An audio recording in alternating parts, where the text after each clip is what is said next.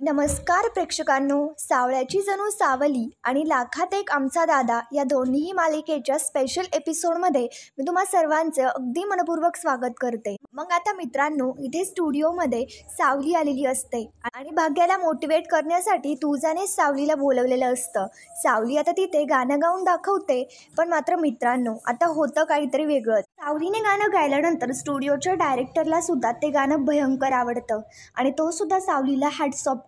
भाग्याला सुद्धा सावलीचं गाणं खूप आवडतं आणि मग त्याच्यानंतर भाग्य म्हणते की वहिनी, मी किती जरी प्रयत्न केले ना तरी सुद्धा मी हे असं नाही गाऊ शकत. ताईच्या प्रोडक्टसाठी हाच आवाज चांगला आहे आणि किती जरी प्रयत्न केले तरी सुद्धा हे गाणं हिट नाही होणार. आता भागू जे काय बोलते ते सगळं तुझ्याला सुद्धा पटतं, कारण भागू जे काही बोललेली असते ते अगदी बरोबर असतं. कारण की भागूने किती जरी गाण्याचा प्रयत्न केला तरी सुद्धा तिला काय असं गाता येणार नाहीये. मग त्याच्यानंतर तुझा सुद्धा सावलीला म्हणते की भाग्या बरोबर बोलतीये, पण मात्र याच्यावरती सावली बोलते की नाही तुझा, तुला नक्कीच माहिती आहे की माझा नेमकं प्रॉब्लेम काय. तुझा आता म्हणते सावली, हे बघ, तुझं सत्य चार भिंतींच्या आतमध्येच राहील, हे सध्या कोणाला कळणार नाही याची जबाबदारी मी घेते, पण मात्र प्लीज सावली, तूच काहीतरी करू शकतेस. मग आता याच्यानंतर तुझाचं बोलणं ऐकल्यानंतर सावलीसुद्धा विचार करू लागते आणि सावलीसुद्धा या गोष्टीचा विचार करू लागते आणि शांत राहते. मग त्याच्यानंतर तुझा म्हणत असते सावली, तू माझ्यासाठी कर ना गं हे, पण मात्र आता त्याच्यानंतर सावली काय ऐकणार नाही. हे पाहता भाग्या तिच्याकडे येते आणि सावलीला सांगू लागते की ताई प्लीज ऐका ना, ह्या ज्या ओळी आहेत ना त्या तुझ्याच आवाजामध्ये सूट होतात ग. पण मात्र सावली स्पष्टपणे सांगते की बाळा मला माफ कर, मी हे नाही करू शकत ग. त्याच्यानंतर सावली आता काही न बोलता शांतपणे लगेच तिकडनं निघून जाते. हे पाहता तुझाला तर वाईट वाटतं, पण मात्र तुझा काही हार नाही मानत आणि सावलीला समजवण्यासाठी म्हणून लगेच तिच्या मागे निघून येते. त्याच्यानंतर तिर्लोत्तमा आणि सारंग हे दोघेही ऑफिसमध्ये असतात. तर तिर्लोत्तमा सारंगला म्हणते की राजकुमार खूपच चिडचिड करून निघून गेला ना, पण मात्र सारंग म्हणतो जाऊ दे त्याला, आधी आपण मीटिंगचं बघूयात आणि मग त्याच्याकडे बघतो. त्याच्यानंतर तेवढ्यात लगेच अस्मी डबा घेऊन येते. तिर्लोत्तमाला वाटतं की अस्मीनेच डबा आणलाय. त्याच्यानंतर तिर्लोत्तमा विचारते सारंगसाठी डबा घेऊन आली आहेस ना. अस्मी आता बिल्लाच्यासारखं हो बोलते, पण सारंगला माहिती असतं की सावली आलेली होती म्हणून. सारंग अस्मीला विचारतो की सावली आली होती ना, कुठे गेली. पण मात्र अस्मी सांगते अरे तिला अर्जंट काम आलं सो गेली ती निघून. त्याच्यानंतर तिर्लोत्तमा आता सारंगला म्हणते अस्मी तुझ्यासाठी डब्बा घेऊन आली, या गोष्टीचं तरी कौतुक कर ना.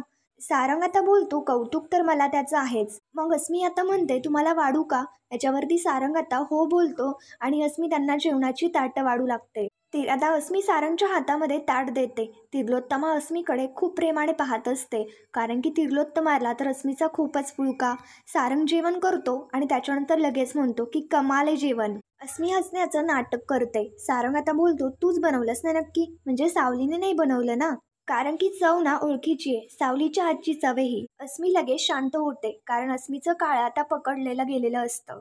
अस्मी आता लगेच स्वतःशी विचार करत म्हणते प्रत्येक वेळी माझं खोटं पकडलंच गेलेलं आहे. आता जर मी खोटं बोलले ना तर खूप मोठी गडबड होईल. आता त्याच्यानंतर सारंग विचारतो काय हो अस्मी, मी काय विचारतोय तुला. तर तिर्लोत्तमा उत्तर देऊ लागते बनवलंय सावलीने, पण मात्र आणलंय तर अस्मीने ना, तू त्याचं कौतुक कर ना.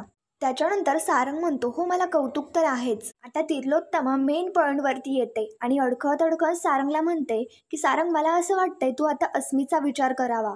सारंग लगेच म्हणतो मला एक समजत नाहीये, मगाशी सुद्धा हेच बोलत होते आणि आता सुद्धा हेच बोलताय, तुम्ही सगळे एवढा विचार का करताय. तिर्लोत्तमा याच्यावरती लगेच बोलते विचार तर करावाच लागतो सारंग, तू फक्त काम आणि काम करत बसलास ना की आयुष्यामध्ये तू जरा मागे पडशील. याच्यावरती सारंग आता म्हणतो बरं ठीक आहे, पण मात्र घरातला विषय आता इथे बोलत बसायचा आहे का. सारंग बाकी काही का असे ना, पण मात्र प्रत्येक गोष्टीमध्ये सावलीचं नाव तर नक्कीच घेत असतो.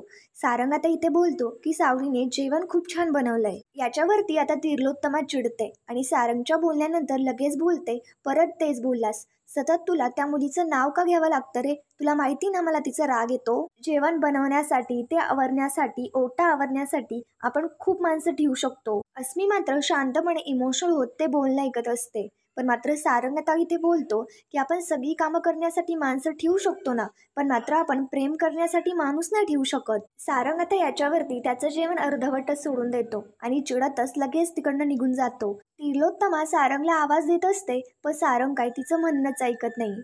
मग त्याच्यानंतर इकडे दुसरीकडे राजकुमार राजूला प्रश्न विचारत असतो की कुठलं गाव आहे तुमचं.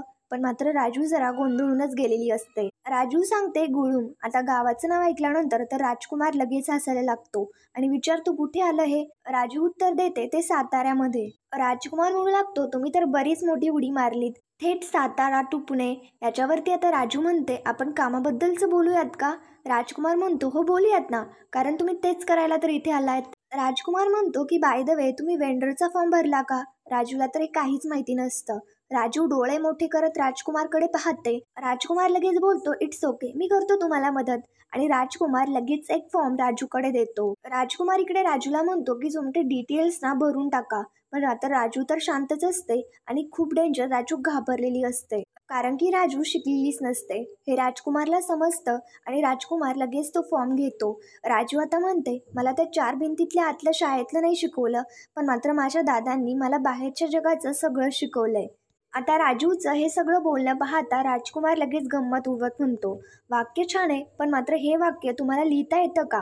राजू तर आता इथे शांतच झालेली असते. त्याच्यानंतर आता राजकुमार राजूला विचारतो तुमच्या कंपनीचं नाव काय? राजू सांगते राजेश्री फूड प्रोडक्ट. पण मात्र आता इथे राजूची थोडीशी गफलत होते आणि राजकुमार लगेच हसायला लागतो.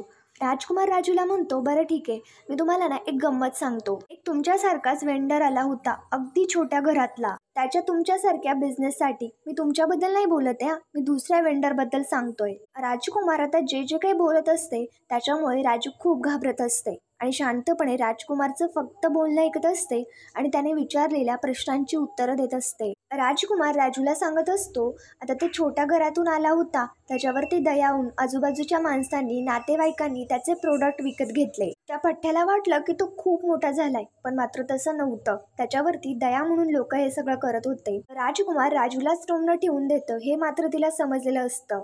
त्याच्यानंतर इकडे दुसरीकडे आता सावली अस्वस्थ झालेली असताना तुझा लगेच तिच्याकडे येते. त्याच्यानंतर तुझा म्हणते की सावली हे बघ, मी तुला अजिबात फोर्स नाही करणार, मला तुझी अडचण माहिती आहे ग, पण मात्र तुला एक सांगू का, कला ही देवाची ना देण असते, त्याच्यावरती कोणा एकाची हुकूमत नसते, ती कायम मुक्त असते. तिला आपल्याला असं बंधनामध्ये नाही बांधता येत.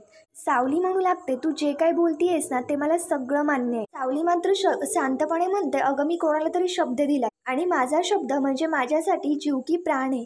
याच्यावरती तुझा सुद्धा म्हणू लागते सावली मला माहिती आहे ग, अगं 4च ओळींचा प्रश्न आहे ग, आणि या 4 ओळी फक्त गावातल्या गावात वाजवल्या जाणार आहे. अगं मला माझ्या डोक्यामध्ये कुठलंच मोठं असं काहीच नाहीये, त्याच्यामुळे प्लीज या 4 ओळी राहू दिल्या ना तर तुझ्यावरती दुसरं कुठलंच संकट येणार नाही, मी तुला प्रॉमिस करते. आता तुझं जे काही बोलत असते ते सावलीला सुद्धा पटतं आणि सावली सुद्धा याच्यावरती विचार करत म्हणते तुझा सांगत असते की हे बघ एक गोष्ट लक्षात ठेव की ही विठ्ठलाची देण आहे आणि तू असं नाही करू शकत, आणि तुझा तिकडनं निघून जाते. सावली सुद्धा इथे विचारांमध्ये पडलेली असते की नेमकं काय करू. तुळजा इकडे भाग्याकडे आलेली असते. मग त्याच्यानंतर भाग्य विचारते वहिनी काय झालं? तुळजा सांगते मला नाही वाटत की तयार होईल म्हणून. इकडे दुसरीकडे सावली सुद्धा नेमकं काय करू याच्यावरती विचार करत असते. सावली आता म्हणत असते अरे विठ्ठला मी पेचात सापडलीये. सावली विठुरायाला विनंती करत म्हणते की विठुराया तूच मला काहीतरी मार्ग दाखव. पण मात्र विठुराया सावलीला मार्ग दाखवतो सुद्धा आणि विठुरायाच्या डोक्यावरचं फूल लगेच खाली पडतं आणि सावलीला बरोबर काय करायचं हे लक्षात येतं. त्याच्यानंतर इकडे दुसरीकडे राजू खूप गोंधळलेली असते आणि तेवढ्यात राजूच्या पर्समधली शाईची बाटली खाली पडते आणि ती सगळी तिथे डेस्कवरती सांडते. पण मात्र आता राजू ते पाहता तरी सुद्धा शांत राहते. त्याच्यानंतर राजू तिच्या हळद पावडरची पुडी राजकुमारला देते. राजकुमार म्हणतो काढा तुमचा लॅपटॉप आणि सांगा मला काय येते. याच्यावरती राजू म्हणते मी सगळं तुम्हाला तोंडीच सांगणार आहे. त्याच्यानंतर आता इकडे राजकुमार राजूला म्हणतो बरं ठीक आहे, तुम्ही हळद पावडरची लॅब टेस्टेड पावती द्या, सगळं काही मला द्या. मग राजू तर आता गोंधळलेलीच असते आणि राजकुमारला म्हणते तुम्ही एक काम करा, मला ना तोंडी प्रश्न विचारा, मी तुम्हाला उत्तर देते. राजकुमार मात्र चिडत असतो आणि राजूला म्हणतो मी तेच तर करतोय ना. राजकुमार राजूवरती ओरडत म्हणतो तुम्हाला काही सगळा हा खेळ वाटला का? आणि प्रेझेंटेशनला तुम्ही असं येता हे असे कपडे घालून? तुम्हाला माहिती का आमचा शिपाई सुद्धा याच्यापेक्षा चांगले कपडे घालतो. त्याच्यानंतर इकडे दुसरीकडे सूर्या डॅडींकडे आलेला असतो आणि डॅडींना लगेच सूर्याला पाहता समजतं की हा पैसेच मागायला आलाय. आता डॅडी सूर्याला विचारतात की पैशांची जुळवणूक झाली की नाही. सूर्या म्हणतो डॅडी नाही ना अजून. डॅडी काय सूर्याच्या पैशांच्या विचारांमध्ये जणू काही ते सुद्धा खूप टेन्शनमध्ये असं सूर्याला दाखवत असतात. आम्हाला माहिती ना तुमचा स्वाभिमान, जीव जरी गेला तरी सुद्धा बहिणीसाठी तुम्ही काहीही करू शकता. आणि अजून एक सुद्धा माहिती आहे की बहिणीच्या सासरकडच्यांकडनं तुम्ही पैसे नाही घेणार. बोला आता काय करायचंय. डॅडी म्हणत असतात खूप त्रास होतो, पण मात्र तुमच्या स्वाभिमानावरती काहीच बोलता नाही म्हणून हात आखडे ते घ्यावे लागतात. डॅडीला काय सूर्याला पैसे द्यायचेच नसतात. आता सूर्या सुद्धा लगेच बोलतो, डॅडी मला तुमच्याकडनं पैसे नकोच आहे. तुमचा फक्त माझ्या डोक्यावरती हात असू द्या, बाकी काहीच नाही. आणि सूर्या डॅडींच्या पाया पडायचं म्हणून खाली तर लगेच सूर्याच्या गळ्यातला दोरा खाली पडतो. पण मात्र सूर्याला इथे कुठल्या तरी वाईट संकटाची चाहूल मात्र लागते असं त्याला समजत असतं. राजकुमार आता त्याच्यानंतर इकडे राजूवरती ओढत म्हणत असतो, काय चाललंय तुमचं, इथे तुम्ही आलात कसं काय, तुमच्याकडे तर काहीच नाहीये, एखादी लेटर सुद्धा नाहीये, इथे तुम्ही या इंडस्ट्रीमध्ये कोणाला तरी तुमचा माल सप्लाय केला की नाही. राजू म्हणत असते, हे बघा तुम्ही जे म्हणताय ते माझ्याकडे काहीच नाहीये, पण माझी हळद ना खूप भारी आहे. माझी हळद तुमच्या प्रोडक्टमध्ये तुम्ही वापरली ना तर तुम्हाला खूप परिणामकारक असे गुण दिसतील. राजकुमार तर राजूचं बोलणं पाहता डोक्यालाच हात लावून घेतो. राजकुमार इकडे खूप चिडतो आणि राजूवरती खूप ओरडत असतो, आता तुम्ही शिकवणार का आम्हाला बिझनेस नेमकं कसा करायचा. कोणीही ऐरागेरा येतो आणि आम्हाला शिकवून जातो, तुम्ही ना तुमच्या लायकीत राहायचं. आता राजू सुद्धा खूप घाबरलेली असते आणि राजकुमार तर खूप ओरडतो. राजू तिचं म्हणणं राजकुमारला पटवून देण्याचा प्रयत्न करत असते, पण मात्र राजकुमारचा याच्यावरती काहीच फरक पडलेला नसतो. राजकुमार राजूला खूप बोलतो, हे पाहता राजू पण चिडते आणि लगेच टेबलवरती हात ठेवून आणि राजू जोरात उठते आणि राजकुमारला म्हणत असते, बाद झालं तुमचं मी लई ऐकून घेतलं. आता माणसांशी कसं वागायचं ही साधी गोष्ट सुद्धा तुम्हाला कळत नाही का. जेव्हा राजूचा हात तिथे टेबलवरती आदळलेला असतो तेव्हा तिचा हात त्या शाईवरती पडलेला असतो आणि त्याच्यामुळे तिच्या हाताला पूर्ण काळं काळं झालेलं असतं. राजकुमार बोलतो, खूप झालं तुझं, आत्ताच्या आत्ता निघ. याच्यावरती राजू बोलते की हे बघ, तुम्ही मला शिकवायचं नाही मी काय करायचं आणि नाही करायचं. राजू खूप बोलायला लागते. राजकुमारला राग येतो आणि तो राजूला धक्के मारत म्हणून तिकडनं धक्का देऊन बाहेर काढू लागतो, पण मात्र राजूच्या हाताला काळा लागलेलं असतं. तेवढ्यात तिकडनं तिर्लोत्तमा आतमध्ये येते. राजू तिर्लोत्तमाच्या अंगावरती पडते आणि तिच्या हाताला लागलेलं ते सगळं काळं तिच्या अंगाला लागतं. तिर्लोत्तमा आता खूप चिडते आणि रागातच राजूकडे पाहू लागते. इकडे सूर्या खूपच टेन्शनमध्ये असतो आणि नक्कीच काहीतरी होणार आहे याची चाहूल त्याला लागत असते. त्याला खूप अस्वस्थ वाटत असतं. त्याच्यानंतर इकडे दुसरीकडे सावलीला विठुरायाने कौल दिल्यानंतर सावली इकडे तुळजाकडे येते आणि तुळजाला म्हणते की त्या 4 ओळी मी तुला द्यायला तयार आहे. आता हे ऐकल्यानंतर तुळजा सुद्धा खूप खुश होते. त्याच्यानंतर सावली तुळजाकडनं वचन घेत म्हणते, मला एक वचन दे, त्या ओळी गावाशिवाय दुसरीकडे कधीच वाजणार नाही.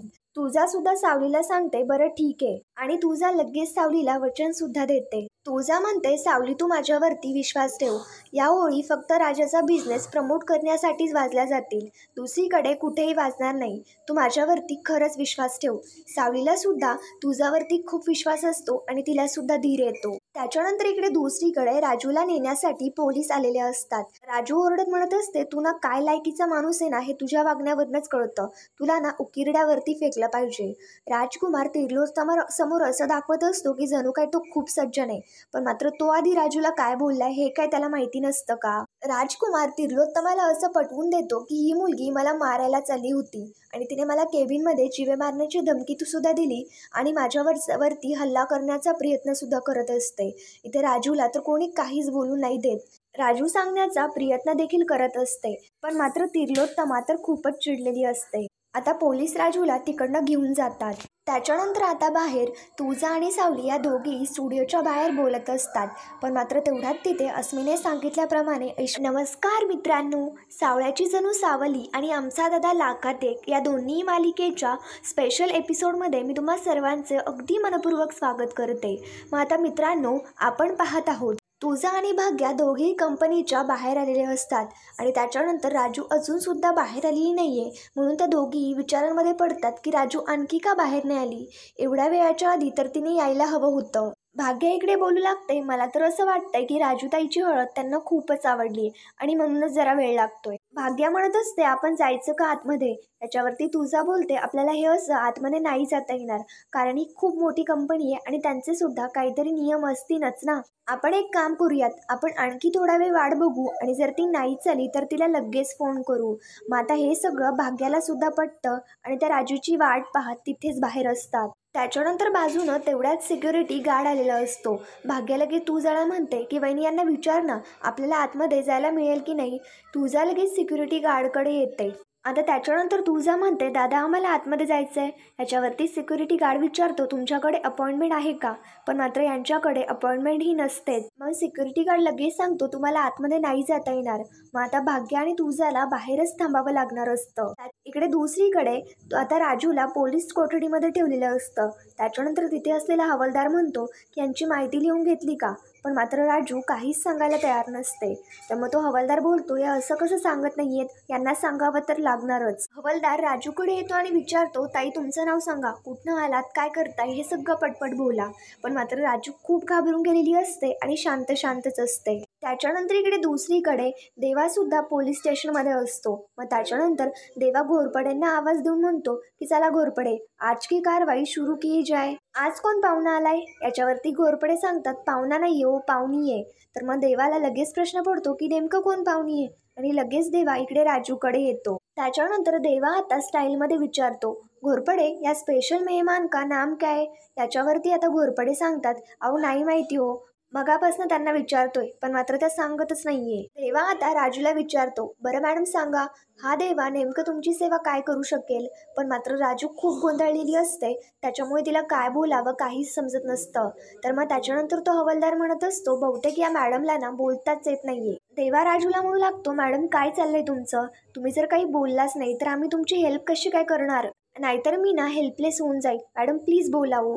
याच्यावरती राजू सुद्धा शांतच असते आणि खूप म्हणजे खूप रडत असते. राजू मात्र ओरडत म्हणते, तुम्ही मला कशाला माझी माहिती विचारताय?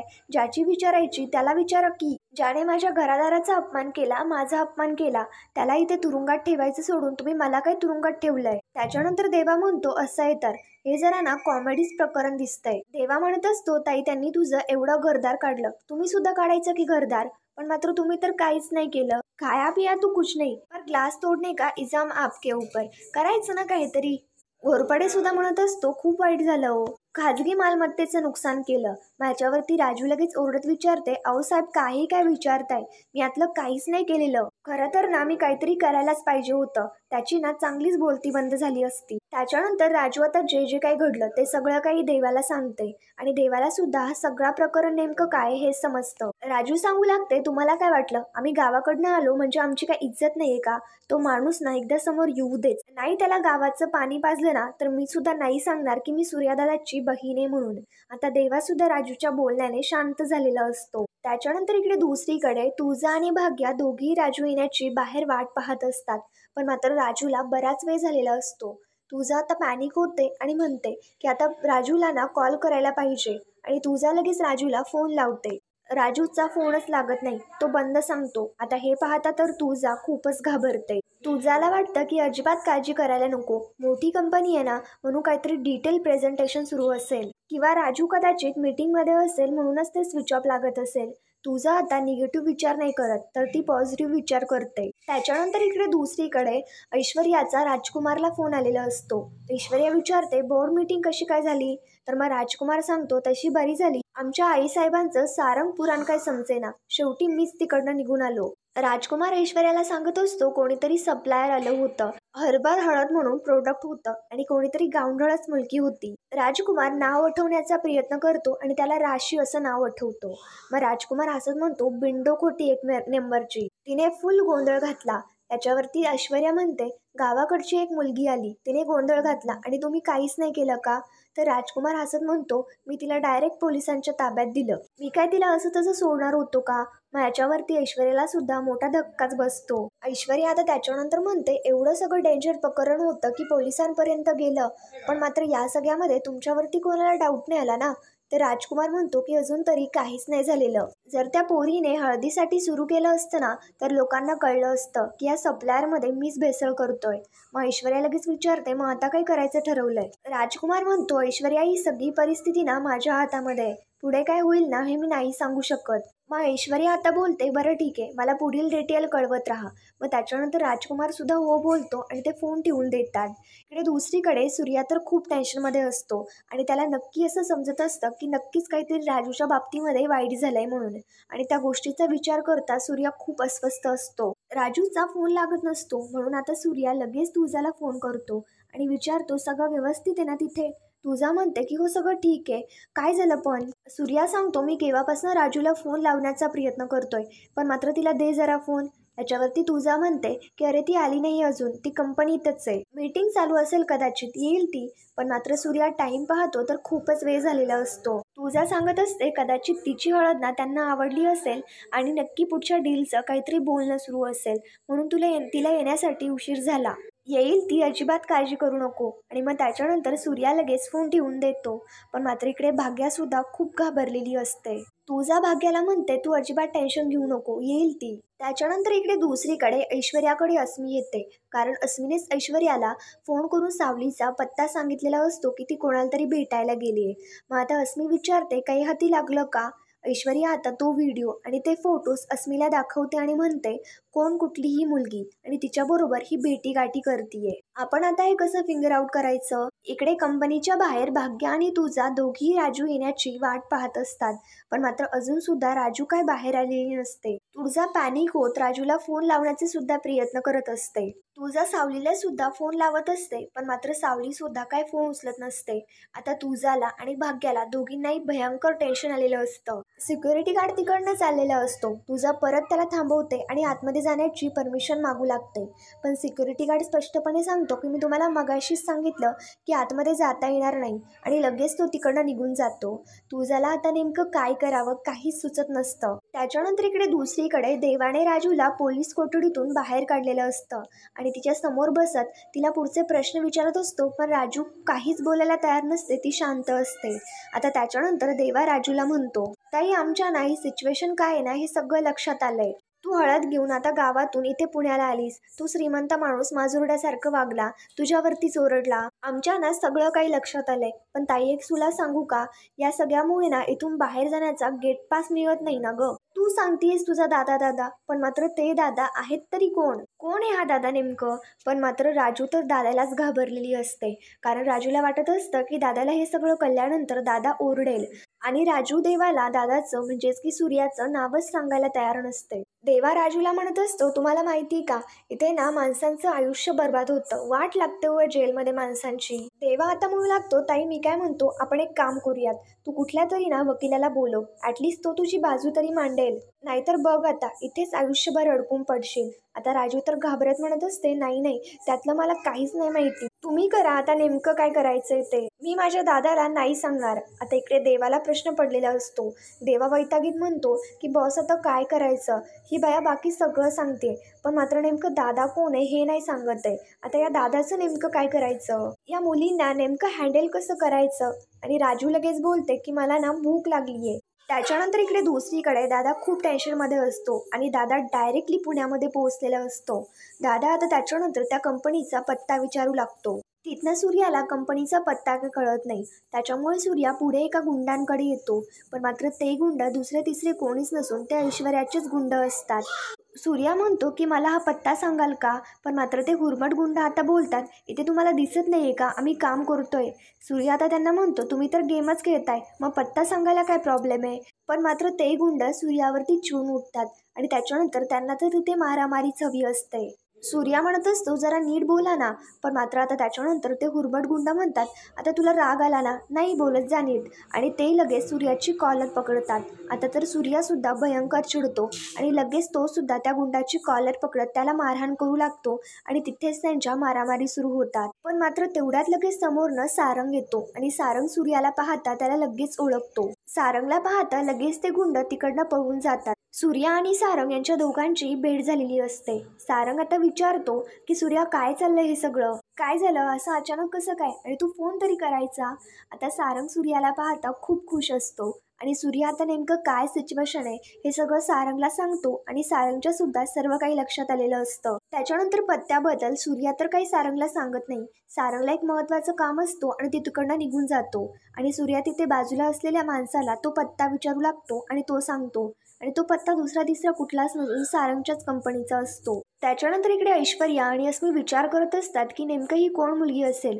त्या मूर्ख मुलीचा आता काही नवीन प्लॅन तर सुरू नसेल ना. तेवढ्यात लगेच आता ऐश्वर्याला सावली येताना दिसते.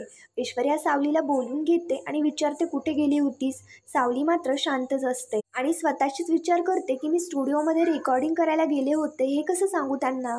ऐश्वर्या परत ओरडत विचारते की तू गेली कुठे होतीस, तुला मी विचारलं कुठे गेली होती. सावली सांगते माझं एक काम होतं आणि त्याच्यासाठीच मी गेले होते. ऐश्वर्या बोलतच असते, पण मात्र तेवढ्यात लगेच सावलीच्या मोबाईलवरती आता इकडे तुळजाचा फोन येतो. ऐश्वर्या विचारते कोण आहे. सावली सांगते मैत्रीण आहे माझी, पण मात्र ऐश्वर्या बोलते की स्पीकरवरती फोन टाक. सावली आश्चर्याने पाहू लागते, तर ऐश्वर्या म्हणते तू अशी बघू नकोस, स्पीकरवरती फोन टाक. तर मग आता सावली लगेच स्पीकरवरती फोन ठेवते. त्याच्यानंतर आता इकडे तुळजा आता सावलीला सांगू लागते की बराच वेळ झालाय, राजू आतमध्ये आणि ती बाहेर आलेली नाहीये. मग त्याच्यानंतर आता इकडे ऐश्वर्या सुद्धा तुळजाचं बोलणं ऐकते आणि ऐश्वर्याला लगेच राजकुमारचं बोलणं आठवतं की मगाशी एक नवीन गावडं सप्लायर आली होती आणि ती मुलगी सुद्धा कंपनीमध्ये होती आणि तिला पोलीस स्टेशनमध्ये पाठवून दिलं. आता नेमका हा सगळा काय प्रकार आहे, ही गोष्ट ऐश्वर्याच्या सुद्धा लक्षात आलेली असते. तुळजा विचारत असते सावली मी नेमकं काय करू ना, मला खरंच काही कळत नाहीये. पण मात्र सावली तर इथे शांतच असते. सावली आता बोलते तू काळजी करू नको, मी लगेच येते. आणि ती फोन ठेवून तुळजाकडे जाऊ लागते, पण मध्येच ऐश्वर्या सावलीला पकडते आणि तिला जाऊच देत नाही. त्याच्यानंतर इकडे दुसरीकडे सिक्युरिटी गार्ड तुळजा आणि भाग्या यांच्या दोघींनाही बाहेर जायला सांगत असतो. तुळजा रिक्वेस्ट करत असते की आम्हाला थोडा वेळ आतमध्ये जाऊ द्या, पण मात्र सिक्युरिटी गार्ड त्यांना आतमध्ये जाऊ देत नाही, त्यांना बाहेर हकलवून लावतो. इकडे अस्मी आणि ऐश्वर्या दोघी सावलीला पकडतात आणि तिला काही तिकडे जाऊच देत नाही. तिला आता एका रूममध्ये कोंडून ठेवतात आणि आता इकडे तुळजा आणि भाग्य यांच्या दोघींनाही सिक्युरिटी गार्ड धक्के मारत बाहेर हकलवून देत असतो. सिक्युरिटी गार्ड तुळजाला धक्का देतो. तुळजा खाली पडणार, पण मात्र तेवढ्यात लगेच दादाची एंट्री होते आणि सूर्या काय तुळजाला पडूच देत नाही, तो लगेच तिला पकडतो. सूर्याला आलेलं पाहता तुळजा त्याच्याकडे आश्चर्याने पाहू लागते. तर मग मित्रांनो, पुढे काय होणार हे पाहण्यासाठी आमच्या चॅनलला लगेच सबस्क्राईब करा. थँक्यू.